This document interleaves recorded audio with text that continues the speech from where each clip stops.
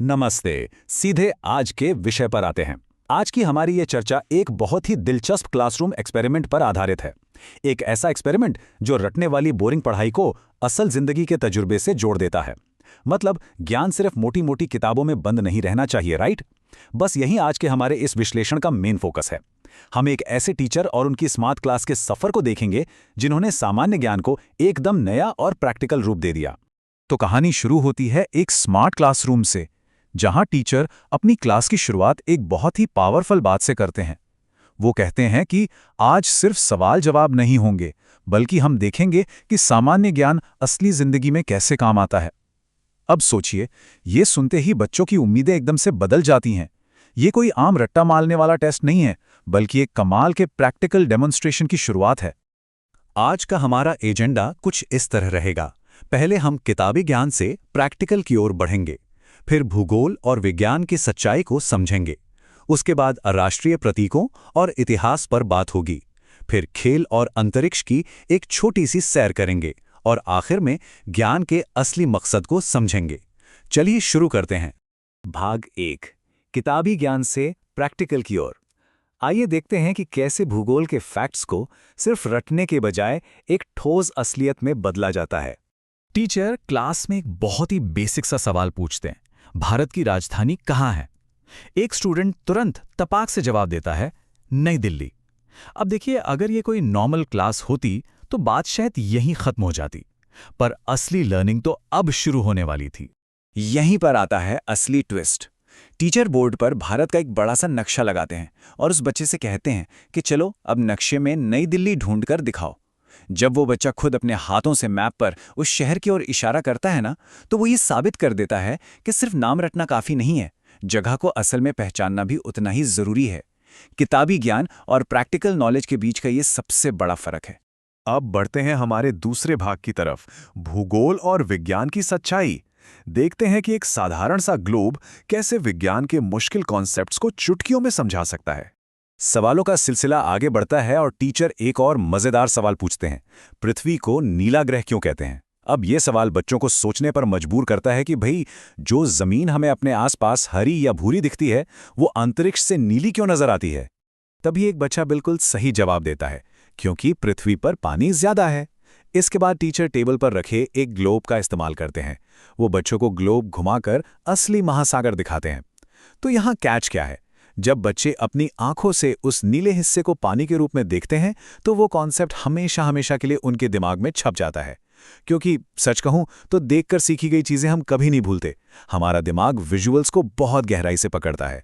भाग 3, राष्ट्रीय प्रतीक और इतिहास। चलिए अब नागरिक शास्त्र और इतिहास की तरफ चलते हैं और देखते हैं कि कैसे हमारे राष्ट्रीय प्रतीकों को क्लासरूम में जीवंत किया जाता है। अब भारत के राष्ट्रीय ध्वज की ही बात कर लेते हैं। टीचर क्लास में एक असली तिरंगा लेकर आते हैं और बच्चों से बड़े ही इंटरैक्टिव तरीके से पूछते हैं कि इसमें कितने रंग हैं। बच्चे तुरंत केसरिया, सफेद और हरे रंग की पहचान करते हैं और बीच में बने नीले अशोक चक्र को भी पॉइंट आउट करते हैं।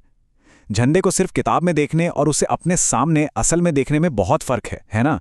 वो सिर्फ एक जानकारी नहीं रहता, बल्कि सम्मान का एक जीता जागता प्रतीक बन जाता है। इतिहास को भी कुछ ऐसे ही दिलचस्प तरीके से पढ़ाया जाता है। टीचर महात्मा गांधी की एक तस्वीर दिखाते हैं। जाहिर है बच्चे तुरंत उन्हें पहचान लेते हैं, लेकिन टीचर बात को यही नहीं रोकते। वो एक बहुत ही गहरा सवाल पूछते हैं कि राष्ट्रपिता ने हमें क्या सिखाया? इसके जवाब में बच्चे गांधी जी की मुख्य शिक्षाओं सत्य और अहिंसा को याद करते हैं। ये तरीका किसी चेहरे को सिर्फ एक नाम से नहीं, बल्कि एक पूरी सोच और विचारधारा से जोड़ देता है। जब कोई तस्वीर आपके सामने हो और उनके सिद्धांतों पर बात हो, तो इतिहास कोई बोरिंग बीती हुई बात नहीं लगता, बल्कि आज के लिए एक बहुत जरूरी जीवन मूल्य बन जाता है। अब आते हैं अपने चौथे भाग पर, खेल और अंतरिक्ष की यात्रा। यहाँ हम देखेंगे कि कैसे क्लासरूम में मौजूद छोटी छोटी चीजों से ब्रह्मांड की विशालता को आसानी से समझाया जा सकता है। टीचर अचानक से एक असली हॉकी स्टिक निकालते हैं। बच्चे उसे देखते ही खुशी से बता देते हैं कि ये हॉकी है और साथ ही ये भी कि ये भारत का राष्ट्रीय खेल है। एक नॉर्मल सी हॉकी स्टिक उस पूरे खेल के रोमांच और हमारे नेशनल प्राइड को सामने लाकर रख देती है। चीज़ों को असल में छूने और देखने से जो कनेक्शन बनता है ना, वो कमाल का होता है। इसके बाद बारी आती है सोलर सिस्टम यानी सौर मंडल के एक मॉडल की। अब देखिए, अंतरिक्ष की दूरियां समझना थोड़ा मुश्किल होता है ना, लाखों करोड़ों किलोमीटर। लेकिन इसे ऐसे समझिए जैसे हम अपने ही शहर में दो मशहूर इमारतों या चौराहों के बीच की दूरी को आसानी से समझ लेते हैं कि भाई ये जगह पास है और वो वाली दूर। ठीक उसी तरह इस मॉडल के जरिए अंतरिक्ष की दूरियां और ग्रहों के आकार बच्चों के लिए एकदम शीशे की तरह साफ हो जाते हैं। जब बच्चे खुद मॉडल में सूरज के सबसे करीब बुध ग्रह और सबसे बड़े ग्रह बृहस्पति की पहचान करते हैं तो वो पूरा ब्रह्मांड उनकी मुट्ठी में आ जाता है। समझना कितना आसान हो जाता है। अब हम अपनी इस दिलचस्प चर्चा के 5वें और आखिरी भाग में आ गए हैं, ज्ञान का असली उद्देश्य। चलिए देखते हैं कि इन सारे प्रैक्टिकल डेमोन्स्ट्रेशन से आखिर क्या निचोड़ निकलता है। टीचर अपनी क्लास को एक बहुत ही शानदार और गहरे मैसेज के साथ खत्म करते हैं। वो कहते हैं कि सिर्फ किताबें पढ़ना ही ज्ञान नहीं है, जो आप सीखते हैं उसे समझना और अपनी जिंदगी में उसका इस्तेमाल करना सबसे ज्यादा जरूरी है। सोचिए, ये एक लाइन पूरी शिक्षा प्रणाली को सिर्फ रट्टा मारने से हटाकर असल में चीजों को गहराई से समझने की तरफ ले जाती है। और फिर पूरी क्लास एक साथ मिलकर एक बहुत ही बेहतरीन 3 कदम वाला मंत्र दोहराती है। पहला, सीखो, दूसरा, समझो और तीसरा, आगे बढ़ो। ये सिर्फ कोई नारा नहीं है, बल्कि जिंदगी भर सीखते रहने का एक परफेक्ट फॉर्मूला है। क्योंकि अगर सीखी गई बात को हम समझेंगे ही नहीं तो लाइफ में आगे कैसे बढ़ेंगे। तो आज के इस विश्लेषण को खत्म करते हुए एक बड़ा सवाल हम सबके सामने आता है।